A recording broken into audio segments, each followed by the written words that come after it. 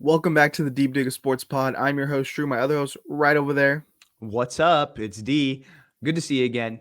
Thanks for hopping in. We really appreciate it. Today we are digging into a whole bunch.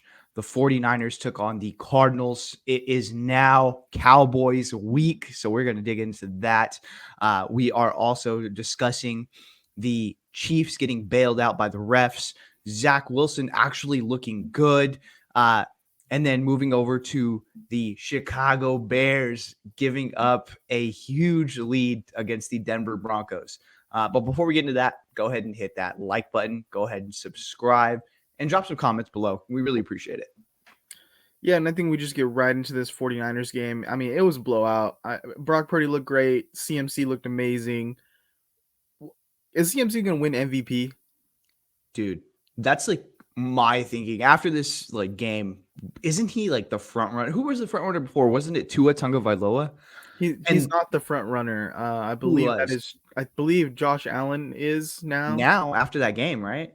Yeah. I can look at the odds, but I mean, we've seen those guys have bad games and look bad. I mean, I think we're going to have a couple of those down the line as well. And if Christian McCaffrey continues to be the best player on the best team in the NFL and they end up with the best record, how could you not give him MVP? You know what I mean? It's kind of ridiculous right now. I mean, maybe it's because it's quarterback league and they don't want to give it to a running back, but right now it goes Josh Allen, Tua, Mahomes, Hurts, Lamar, Brock Purdy, Aaron Rodgers. Are you looking at the correct odds? This is on Vegas Insider. Let me see here. Sorry guys, we might need up. No, you're full of shit. Okay, so here's what it is. Okay, Josh Allen, Tua Tagovailoa, Pat Mahomes, Jalen Hurts, Lamar Jackson, Justin Herbert, Brock Purdy, and then Christian McCaffrey. Yeah, that's terrible. Like, he is dominating this league right now, and he's not in the top 3 of MVP race right now. That's pretty ridiculous. But again, like, to have Brock Purdy above Christian McCaffrey, like, I get it's a quarterback league, and Brock Purdy does look good at times. Like, he looks really, really good. I think, again, top 15, top 10 quarterback. But Christian McCaffrey is the offense. Like, let's not get it twisted. Christian McCaffrey is the guy on this team. The badass amongst badasses. So, I mean, he's got to get a little bit more love. And I think he's going to get a little bit more love as this MVP train starts rolling. I think, like, we're looking at if he has another touchdown in this and looks dominant against this Cowboys team that by all means they pretty much ended Mac Jones' career. Like, we're going to start to see this actually gain momentum. I think there really isn't a lot of push for it in the offseason, obviously, because he is a running back, but you start to see it. He's leading the league in rushing yards. He's leading the league in touchdowns. He's just looking dynamic. So I think we're going to start to see that take off. Yeah, I mean, CMC obviously looked great. Brock Purdy, he's on pace right now to break the 49ers single season passing yards record. So he's looking great. Damn. Hey, he hasn't thrown a pick yet, right? Nope. No interceptions. Other than the obvious, Brock Purdy and CMC looking great. What are some takeaways from this game? I actually really like Josh Dobbs. Like, I was highly impressed with how he, took control of that offense. He took them down 99 yards against this defense and scored.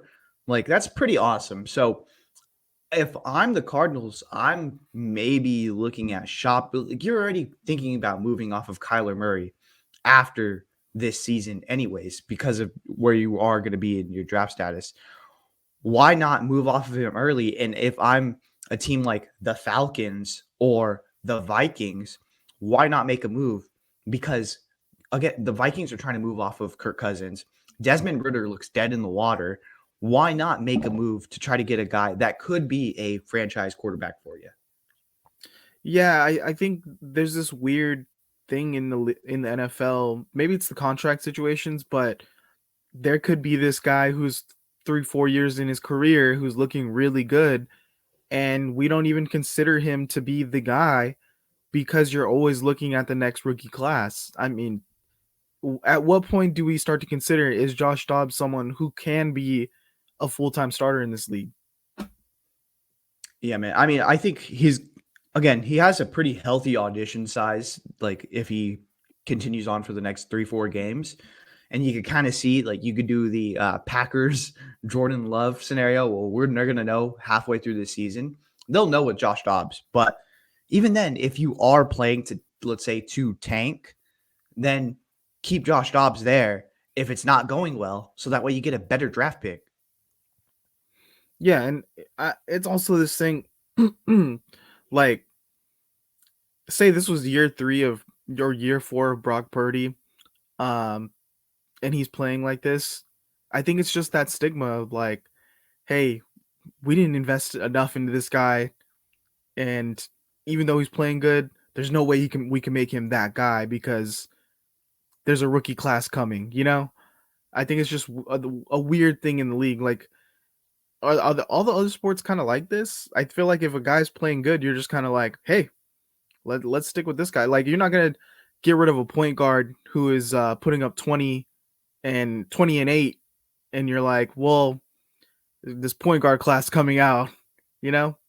No, but you do it for other guys. So like Isaiah Thomas, for instance. You know what I mean? So it's just one of those things. Like it's all about your traits and how they think you are valued throughout the league. And if it makes sense to move on, they're going to just move on. Would you want Daniel Jones right now as your quarterback or Josh Dobbs? Easy, Josh Dobbs. Well, there you go. I mean, Brian give him Dable doesn't even want Daniel Jones. Somebody pay this man Josh Dobbs. Get him out of Arizona. Get him on a winning squad. Anything else on the Cardinal or on this game before we move on? No, I mean it looked like a solid team win. All 3 phases looked good. I think that there are stretches where I'm a little unsure of Steve Wilkes. Like, what are we doing here? Again, like the 99-yard drive this team went on.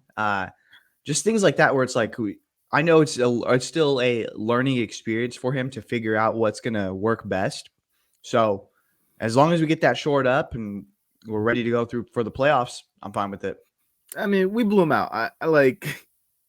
There is times where it's fucking frustrating to look at this defense. Sometimes it's like, what do we do? What? I mean, how frustrating could it be? It's like we're winning these games. It hasn't looked like we're in jeopardy at any point. No, it's just like let's team away. Like, I mean, it's 35-16, guy. Like, yeah, I get it, but again, it's it's a low-level team, a team that you should be blowing out. What about when you give up a 99-yard drive against a team that could actually kick our ass and has explosive talent, like the Eagles, like the Dallas Cowboys? So that's what I'm more like, okay, we got to see it against good teams. Yeah, so just moving forward, looking forward, I think that's kind of what we're going to be talking about this coming week versus the Cowboys. Now that it's a legit team, one of these teams that is considered one of the top contenders for a Super Bowl this year, how are we going to look? Is this defense going to hold up? Are we going to give up that long drive? Or are we going to feel demoralized at any point? Because I think this season, more than ever, it feels like an anomaly for a Shanahan team where it doesn't feel like we're getting that same old, man, what the fuck is Kyle doing moment, and it doesn't feel like we're getting conservative. It never is. I don't think all season it's felt like we've had a game in jeopardy. I feel like we've been in the driver's seat the whole time. So what do you think is going to happen with this Cowboys game? Oh man, I'm so pumped for this Cowboys game. This is one of those where you look at the schedule and you circle it. You circle this game, you circle the Eagles game, you circle the Ravens game and the Bengals game. You're like, these are the heavy hitter games. This is where we're going to see what this team's actually made of. And I'm pumped. I think like the Dallas Cowboys find this rhythm against the New England Patriots last week where it's like, okay, you know what? Maybe it was a fluke game against the Cardinals, or maybe they're just front runners. Maybe like once they get up, they are like just this defense that is perfectly built to just attack the quarterback and really suffocate and get 3 and outs. So that's what I'm going to be looking for. Like, who gets the ball for first, and do they score on that first drive? That's going to determine the rest of the momentum the entire game, because both defenses are kind of built for that. Just like get after the quarterback, let's suffocate, and let's continue to rack up points on the other side of the ball. Yeah, so you're thinking which team is going to be not the front runner this game and still be able to come out and try to get that win. Yeah. And it's going to come down to really 2 key possessions. So, like, at some point, one of these teams is going to need a stop, and it's going to shift the entire momentum of the game. Again, looking at it, interceptions, fumbles. Like, is Dak going to make another crucial mistake? Are they just going to have mental errors where they don't know the game clock? Like, just things like that. And if I weigh those options between the 49ers and the Dallas Cowboys, I feel pretty confident that the Dallas Cowboys, because of their track record, they are going to make those mental mistakes. They are going to make errors, and that cause penalties, which build up yardage. Like, I just feel like even though it is going to be a hard game, I think the 49ers are going to win this game. Yeah, I agree. I don't even know if it's going to be that crazy difficult of a game. I know you're saying is the Cardinals Cowboys game a fluke, is kind of I'm like, I don't know if the rest of the season was a fluke for the Cowboys so far, because they've not played good teams. I mean, the Patriots offense is a joke. Like, yeah, they blew them out, but who cares? Because Mac Jones is like missing reads. They don't have great weapons. I mean, they haven't looked like a solid offense in like since Brady left, basically.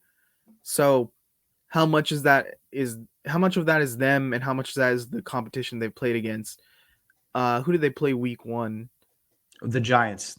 The Blew 'em out. Giants, who we can see clearly they're not. They don't look like a playoff team this year. Week 2, they played the Jets, coming off of that Aaron Rodgers injury. So like really, and then you could even say the Cardinals game was a team that is towards the bottom of the league.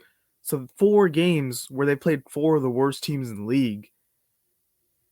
I mean, yeah, of course they're going to be putting up 30 in some of those games and looking great.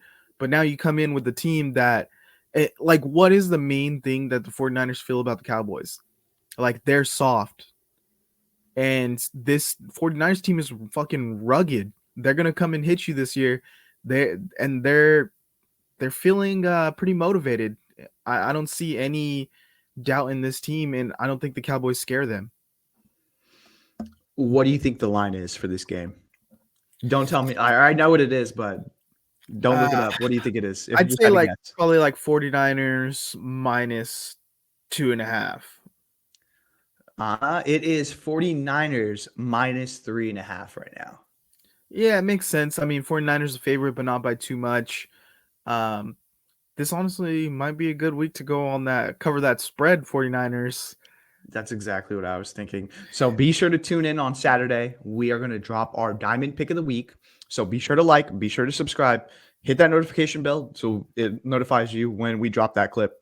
So we dropped the best bet of the 49ers game that week. So be on the lookout for that.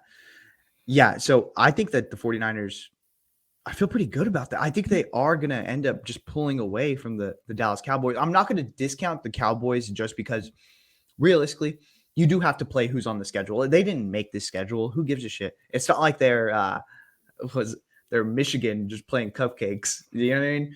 So you got to play who's on the schedule. I mean, but this is a solid team. They have defensive stars on all fronts, on all levels of the defense. This offense we've seen can be very, very explosive. What'd you say?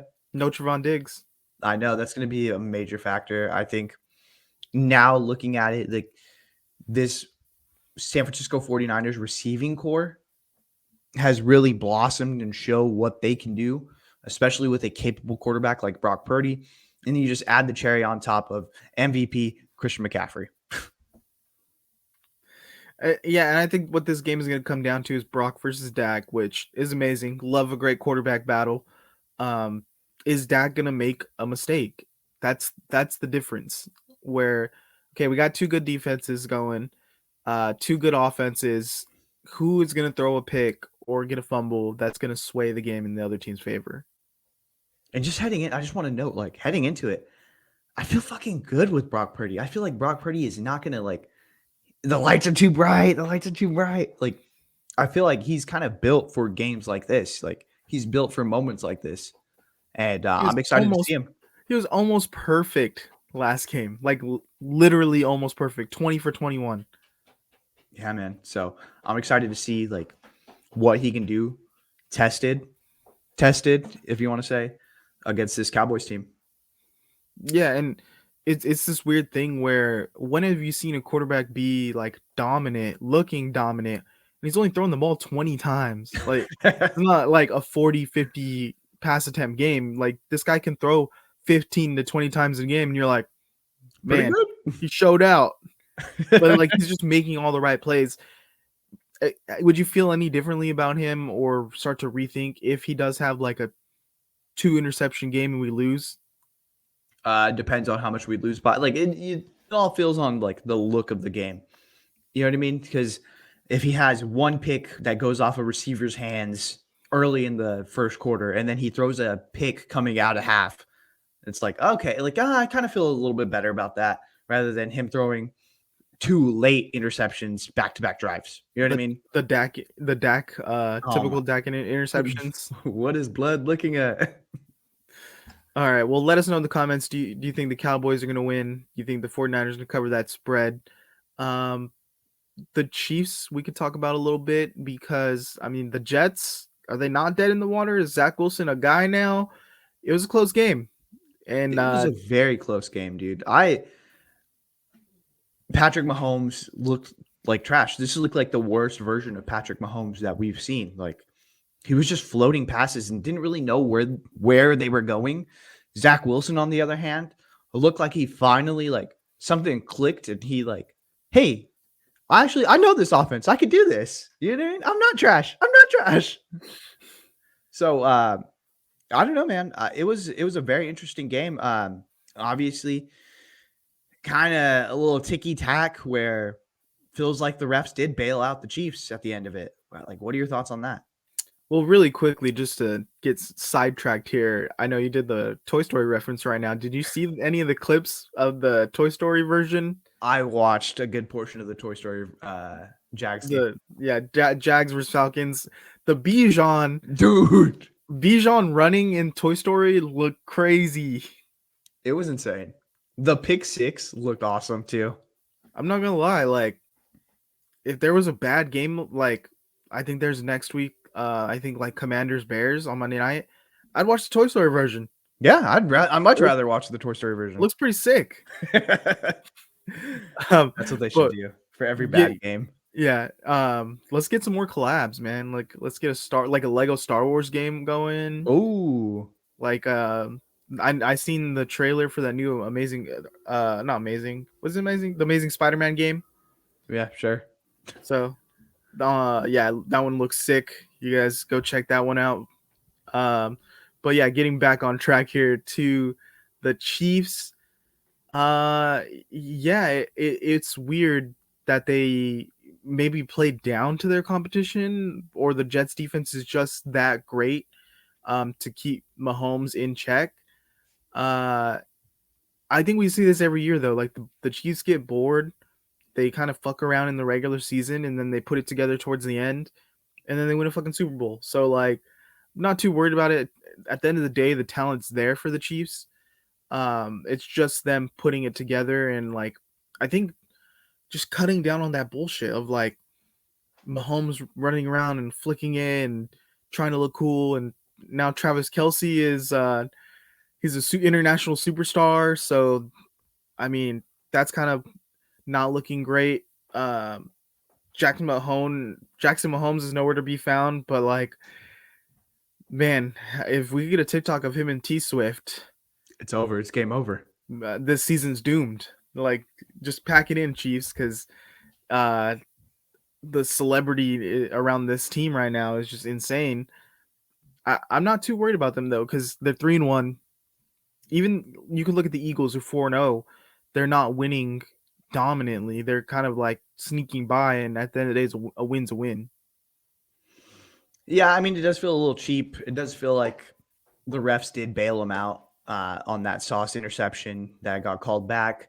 And then the very next play on that scramble, there was a holding call, pretty egregious, that didn't get called. So, yeah, I mean, it's kind of bullshit. But so, like, if I'm a Jets fan, I'm pissed.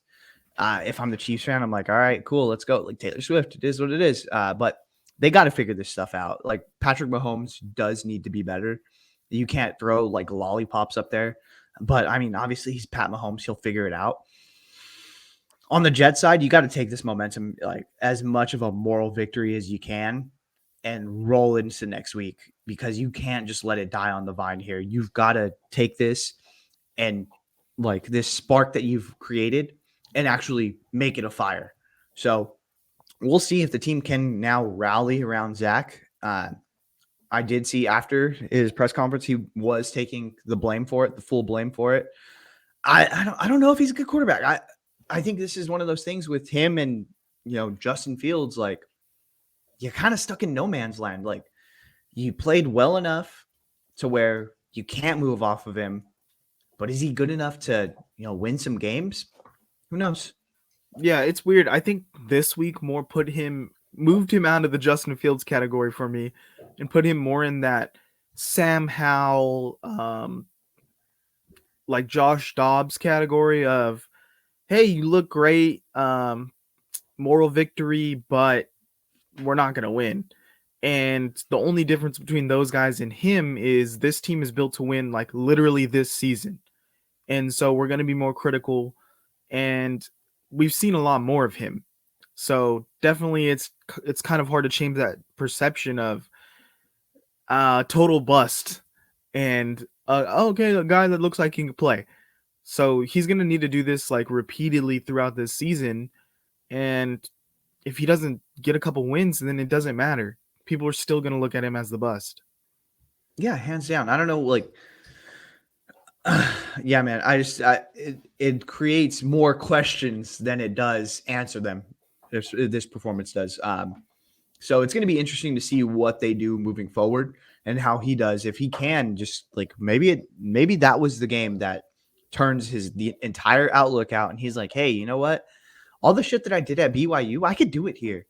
Like all that talent I flashed, like the reason that they chose me to be the number 2 pick overall, like I got it. And so hopefully it does. I liked Zach Wilson coming out. I didn't think that they should have got him number 2, but I do see he does have a lot of talent. So maybe he can just hone in. Yeah, we'll see if it's the story of, oh yeah, now let's like go on a run. Let's I figured it out, or if that was kind of the peak and now we're getting to the valley of it. So yeah. I mean, only time will tell. For now, let's talk about this Monday night game, the Seahawks and the Giants. I know we touched on Daniel Jones a little bit here, but I mean, 11 sacks given up. Geno Smith goes out of this game. Who else got hurt for the Seahawks? Jamal Adams, first possession after a year out. We don't even got possession, gets a concussion, and then he was trying to fight the doctor that was like, hey, you can't roll. I mean, we really don't even have to factor in the Jamal Adams injury because he basically doesn't play for the Seahawks ever. So that kind of just minuses out. Geno Smith, though, goes out of this game. Drew Lock, he did the job, but Drew Lock came in for like 2 series, and then Geno came back and then got a flag for getting in the defense face because he was pissed that he got hurt. Geno Smith is a dog, dude.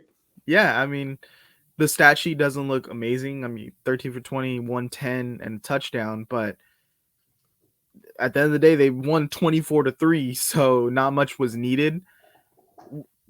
who do you want to start with? The Seahawks team or this Giants team? Really quick. I think we go Giants. Yeah. So Giants have basically no own line. They just letting people sprint to Daniel Jones. Was it a mistake to pay Daniel Jones, or are we kind of seeing maybe this team was a one-hit wonder with that playoff berth last year? Yeah, man. I think it was a mistake. I mean, we said it before. Like we 11 sacks though. 11. He doesn't have time to do anything. Yeah, but I mean, guess what? Like O-line cost money, and you know what I mean? They would have had more cap space, bro. Like, I don't know what you want. Like, oh, like he doesn't have the resources available to him. Okay, well, yeah, because he took resources. You know what I mean? That's not like being fair. mad He's a that quarterback whose contract was up. He's not taking up resources. He's getting the resources that already allocated to him. Like they're not building a team around him. I think maybe it was Orlovsky who said, yeah, I don't know if the Giants have a good receiving core if I just know all their names. And that I think that's like the fucking correct assumption is like I don't think these guys are that great, but I know who like Darius Slayton and Sterling Shepard and Wan'Dale Robinson are. But at the end of the day, like, yeah, are they just like in New York and I know their names and like they're flashy, or are they actually good? Like, none of these guys have stepped up. It's been years of all these receivers in this room, and none of them have become a guy. That's true. No, honestly, that is 100% true. And then they have Darren Waller stinking it up. He sucks. Darren Waller sucks. I got rid of him.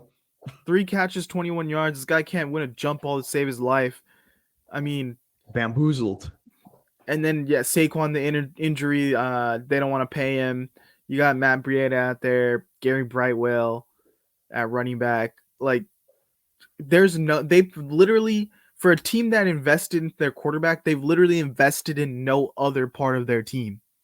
Yeah, I mean, O-line looks horrible. It does. Brian Daboll looks like a complete 180 of what he did last year. Winning coach of the year. Now this year, it looks like they could justifiably fire him. Like it looks bad. It looks bad on the rare trifecta of it looks bad on defense. It looks bad on offense. And it looks fucking horrible on special teams. Like there's not one phase of like, you remember the Jeff Fisher like rant where he's like, the offense fucking sucked, the defense fucking sucked, and teams is good. Our team is always good. Like, remember that? Yeah. Like, at least like if they were good on special teams, at least you'd be like, hey, at least like the one shining thing is our teams, and they suck too. Like, as a head coach, you're responsible for all 3 phases of the game. And guess what? Like, the one that you're most responsible for, offense, it looks the fucking worst. So, I mean, you suck on all 3 fronts, dude. I don't know what this team's just going to take an L this year. They're going to have a top pick. Are they drafting quarterback? I mean, they can't because they just paid Daniel Jones, but it was a 4-year deal, right? Yeah, they're in year 1, right? So I would do it. Fuck it. I don't know. I'm someone who thought Daniel Jones was overpaid. I didn't think you should have paid him. But even watching this now, I'm thinking they're not helping him. Like, they're setting this guy up for failure. It's not like he's not like he's Zach Wilson out there and you're like, oh, they have the pieces. He just needs to play better. Like, literally, they don't have the pieces. They're not making it easy on him. They're making it harder every step of the way. And I think he's still like looking not bad, like not completely terrible in like the worst situation. I mean, 27-34 through 2 picks, but even he's who said it? You can't make a play throwing from his back. So I don't know, dude. But when your biggest fan or the guy you need to impress the most is fed up with you, I don't know. I mean, what is Brian Daboll fucking hates him. I just throw that out there. He threw a tablet at him. But I mean, Daboll will get fired before Daniel Jones gets moved at this point. So I don't know. I think they could get out of it in year 2. like the We'd have guaranteed to money. we'd have to look at the details and Yeah, figure but it I out. don't really want to. I don't give a shit about the Giants like that. Jets or Giants this year? Who's better? The Jets, just because they have one phase of the ball that's actually really good. There you Their go. defense. The Seahawks. I know we're saying they're looking pretty good, but do you think this is a team that can compete with the 49ers this year? Yeah, I think so. Like they have a really solid defense. Their run game is actually really good with Kenneth Walker and then Zach Charbonnet. Like I think that Gino too. Like he obviously like doesn't have crazy good numbers, but he's serviceable. He makes plays when he needs to make plays. He's semi-mobile. So I like what their team is. I like how they've built out. Yeah, so week 1 they lose 30-13 to the Rams, which is weird. I feel like there's sometimes where this offense it's so talent stacked and they look kind of flat sometimes, and they just can't get anything going. But after that, 37-31 win to the Lions, 37-27 win to the Panthers, 24-3 win on the Giants. So they are looking great. But just the eye test, maybe I might be wrong here. There's times though that I've seen Gino in this offense looks a little stagnant and they just look flat. Like, and it's like, what are we doing here? Like, there's so much talent on the outside with these receivers, and then if nothing's working, just give it to Kenneth Walker. Do they have one of the best wide receiver trios in the league? I think I'd like to see a little more out of Jackson Smith and Jigba before we go there, but I think he was playing with a cast on his hand for the first 2 weeks. Did you see that? no. Yeah, I think he was catching the ball with a cast. Wow. Yeah, I don't know. I don't have his stats pulled up here, but there's another guy on their team. What is it? Bobo? Oh, yeah. That guy is looking pretty good too. Yeah, So did you see the video of Gino like constantly telling him like, I'm gonna get you a touchdown. I'm gonna get you a touchdown. And finally he got him a touchdown. yeah. Their team's loaded, honestly. They've done really good of drafting. They're the complete opposite of the Rams, where they haven't really since the Jamal Adams trade, which I wish they're really wishing they could have that one back. This guy doesn't play, and even when he does play, I think he's kind of a liability because he can't cover. They should just move him down to outside linebacker. Just I don't know, put him at DN and just let him run because that's his best thing. Yeah. Outside of that, they've drafted really well. Where the Rams are kind of deficient of talent because they haven't drafted well at all, and so you got good corners on the outside. Devin Witherspoon running around all over the place. Bringing back Wagner was an amazing move, and this offense is loaded. So, yeah, this team's dangerous. Yeah, man. And I think like they mentioned on the broadcast too, they drafted 2 tackles and both of them are pretty good. Both of them were out this game. And they were like, okay, well, the Seahawks have, a makeshift offensive line as well. Like what's their excuse? They're still moving the ball. They're still pushing people. Get over it, Giants. Yeah.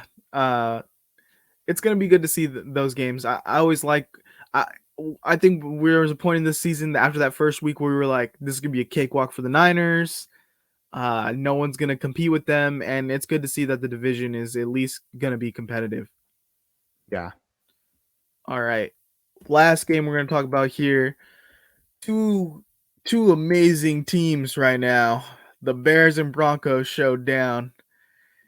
It was fireworks, definitely. The Broncos ended up pulling out the excruciating win against one of the worst teams in the league, the Bears. How much do the Bears need to do every game for the Bears fans to have that glimpse of hope of, man, we're looking like a good team? Dude, so Justin Fields threw 4 touchdowns and like 300 yards, right? 335 and 4 touchdowns and a pick. Yeah. I mean, the pick and the fumble were at crucial times. I mean, he looked good up until the last 3 drives, and now Bears fans are like, if he was on a different team, he'd be a top 10 quarterback. Like, nah, he just played the fucking Broncos that just gave up 70 points. Like, I'm not in on that. But the Bears organization Like they like now I'm thinking like Justin Fields is gonna outlast the coach. Like Off this of guy this was supposed to one be game. this guy was supposed to be a defensive coach, and they just give up a fucking what was it like a 27-3 lead? Like this is pretty ridiculous, dude. You got to go. I mean, if you look at the side of it too, Sean Payton is supposed to be this amazing coach. The only win they have is against this terrible Bears team, and they were down that much in this game. The defense looks horrific. They look terrible. Justin Fields and this offense look like they were Pat Mahomes in their prime, and they're not good. No, and I think again, I'm surprised that Vance Joseph didn't get fired last week. Like he's consistently one of the worst defensive coordinators in the league. Like Sean Is, Payton needs to be better and just get rid of him. Like this is is he fucking ridiculous. Sean Payton's boy or what? I guess I don't know. He has the dirt. He knows where the bodies are buried. Like I don't fucking know, dude. It's ridiculous. Yeah, I think what's ridiculous is I think Bears fan. I think we were talking about it before the season. Bears fans might be the most delusional fan base in the league now, overtaking the Cowboys because you get one good half of football and then it's Justin Fields could literally be MVP. We're going to the Super Bowl. Yeah, I think it's just because they don't fucking win ever. So they're like any glimpse of hope, they're like, yes, like they're just really gonna suck on that tit. Yeah, so Bears have a chance to get 2 top 5 picks this year. Imagine if they got like the 1 and the 2, because they're in contention for the 1, and then the Panthers are also winless, Yeah. who they have their pick. And I mean, rumblings that they could get Caleb Williams and Marvin Harrison Jr. I tweeted this on Sunday. It's like congratulations to USC because the Bears have the top the first and the second pick projected. More than likely, Caleb Williams would stay in school. Like fuck that, I wouldn't go there. I mean, it's like a dumpster fire right now for this organization because there's really not much to look forward to. Justin Fields was kind of coming into the season that hope of like young quarterback. We think he can be something, and now that that's gotten teared down, I don't see really much on this team that I like. I thought Khalil Herbert was going to be really good, and he did put up 100 yards, but I literally dropped him last week in fantasy because he was trash. DJ Moore is looking solid, but outside of that, your receiving core doesn't look that great. And even then, DJ Moore doesn't want to be there. Did you see that when he was mic'd up? It was either him or someone else. And they dapped each other up, and he go, "Hey, man, they ain't using you right." He's like, "Tell me about it." Yeah. Claypool literally they told him not to show up anymore. Jaquan Brisker's nice. I don't really like a lot of their pieces on defense outside of that. I don't know. There's just not another team like the Giants where there's not much to be excited about. And even if you do get that quarterback, I mean, are you just going to ruin him like you're kind of ruining this Justin Fields situation? Probably. I don't know. We'll see.